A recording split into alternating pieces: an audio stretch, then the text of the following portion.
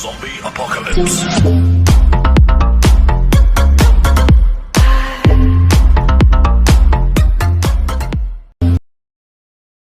ご視聴ありがとうございます。コアサバの攻略解説をしているまゆかです。今回は競技場についての動画です。この動画を見ると競技場で上位を取るコツがわかります。競技場における基本的な知識から重要なポイントまで解説していきますので、ぜひ最後までご覧ください。このチャンネルでは効率よく強くなるための攻略、解説動画を投稿しています。他の人と差をつけたいという方は見逃さないようにチャンネル登録をお願いします。それでは本編へどうぞ。本編の目次です。はじめに、英雄の選択と配置、英雄の育成、編成、装備、競技場でのプレイング、競技場ポイントについて、対戦相手の選び方の順で解説していきます。競技場でもっと上位を狙うにはどうしたらいいか知りたい方、自分より総力が下の相手にも負けてしまうという方はいませんか？もし当てはまった方は、これから解説するポイントが意識できていない可能性があります。この動画を最後まで見てランキング上位を狙いましょう。英雄は3つのクラス、盾兵、槍兵、弓兵に分類されます。また、英雄は同じクラスの護衛部隊を連れて出撃します。各クラスには相性があり、盾兵は槍兵に強く、槍兵は弓兵に強く、弓兵は盾兵に強いです。先ほどクラスには相性があると説明した通り、クラスごとにボーナスが発生します。盾兵は槍兵に 10% 追加ダメージ、槍兵は弓兵に 10% 追加ダメージ、弓兵は盾兵に 10% 追加ダメージを与えます。ここでのポイントは、クラス相性に応じて自分の英雄を適切に配置することです。例えば、盾兵は槍兵に対して強いので、自分の槍兵を使う場合は、敵の盾兵の反対側に配置するなど、クラス相性を意識して英雄の選択と配置を行いましょう。英雄はレジェンド、エピック、レアの3つの品質に分類されます。レジェンドから順に高レアリティです。レアリティが高いほど英雄と護衛のステータスが高いです。レジェンド英雄の中でも、新世代の英雄ほどステータスが高く設定されています。例として、第1世代のナタリアと第4世代のアクモスを比較してみましょう。新世代英雄であるアクモスの方が圧倒的にステータスが高いことがわかります。また、探索スキルをレベルアップすることで英雄が強力になります。スキル画面の左側が探検スキルです。使用する英雄のみスキルを強化するといいでしょう。レジェンド英雄の中でも新世代の英雄ほどスキルが強いです。スキルについての補足です。新世代英雄はステータスだけでなく、スキルも強力です。スキルの多くは英雄のステータスを参照して、効果を決定しているためです。つまり、ステータスの高い新世代英雄ほど、スキルの効果も高くなるというわけです。新世代英雄を優先して育成することで、確実に有利になります。もっとスキルの相性やおすすめなど、深く知りたいという要望があれば、別の動画で解説していこうと思います。英雄の育成におけるポイントです。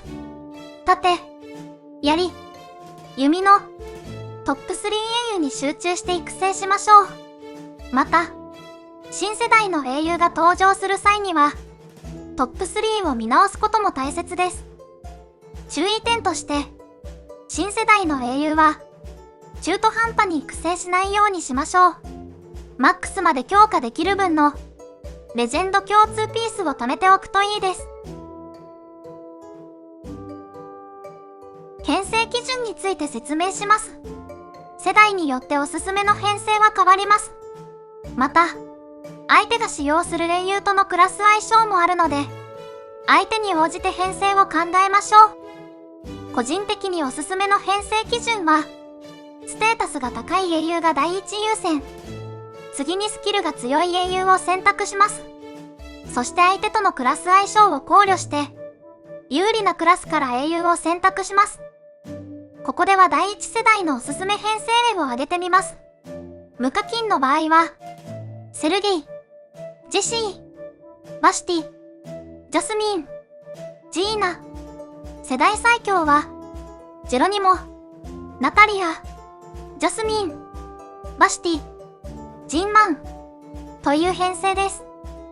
編成が決まったら構成を決めましょう。敵の英雄に応じて、自分の英雄を適切に配置していきます。次に例を挙げるので、編成のコンセプトがある場合など参考にしてみてください。一つ目のパターンは、生存力の高い盾兵2人をフロント、バックに槍兵、弓兵を配置します。フロントで時間を稼ぎ、バックで火力を出していくベーシックな構成です。二つ目のパターンは、延命したい盾兵と、生存力が高い槍兵を採用した場合の構成です。槍兵をフロント、延命したい盾兵をバックに配置することがポイントです。バックに配置した盾兵を軸とする構成になります。三つ目のパターンは、槍兵を2人採用した構成です。生存力の高い槍兵をフロント、火力の高い槍兵をバックに配置します。フロントの槍兵の生存力が高いと、1の構成よりも安定した火力が出せる構成です。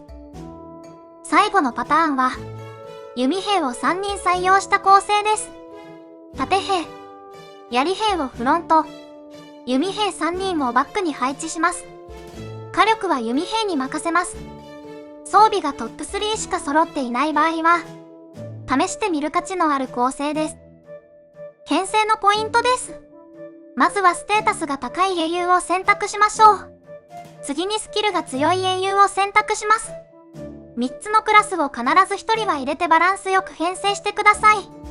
また、弓兵はフロントに配置しないようにしましょう。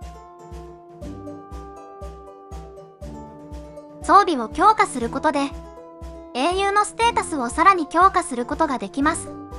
専用装備を強化するとステータスが上昇します。専用装備は奇数のレベルで、探検スキルがレベルアップします。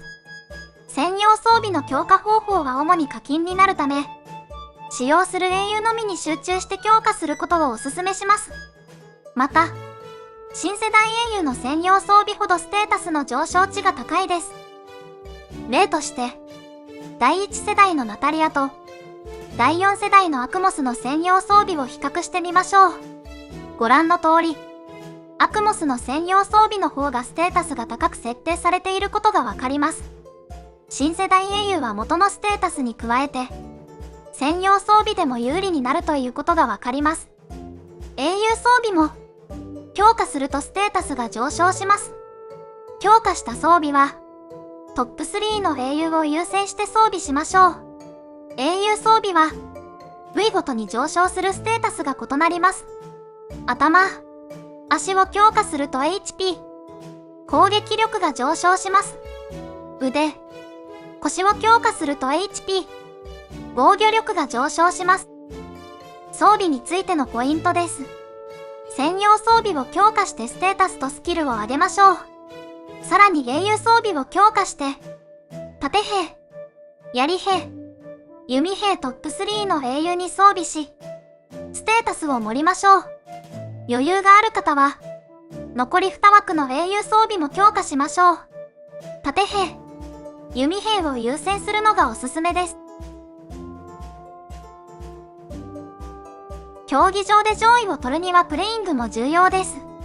1日5回の無料挑戦は必ず消化しましょう。さらに、ダイヤを使って追加の挑戦回数を購入できます。これにより、1日最大10回挑戦をすることができます。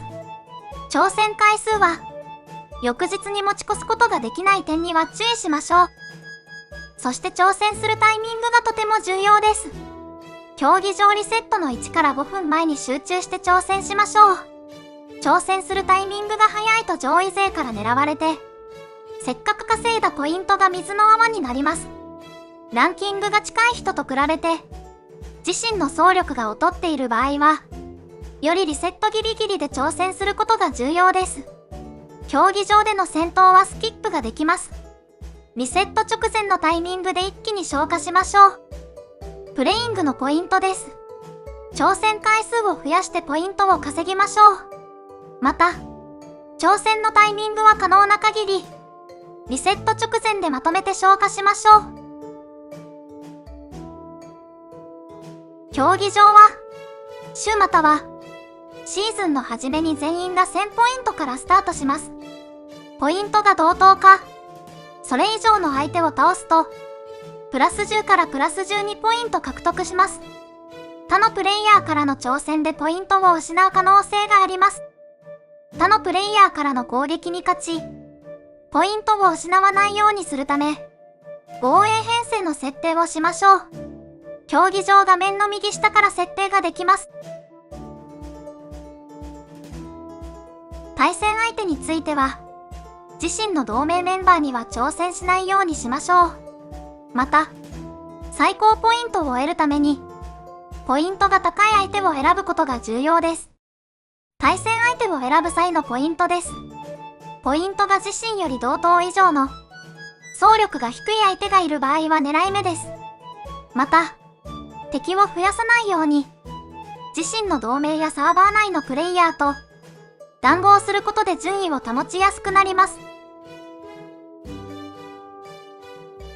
今回の動画のまとめです。3クラスの構成、ステータス、スキルを意識して編成を決めましょう。そして、敵の防衛編成を分析し、適切なフォーメーションを設定しましょう。盾兵、槍兵、弓兵の関係を理解し、有効に活用しましょう。プレイングでは、ポイント効率が良い相手を選択し、リセットの直前で挑戦をするようにしましょう。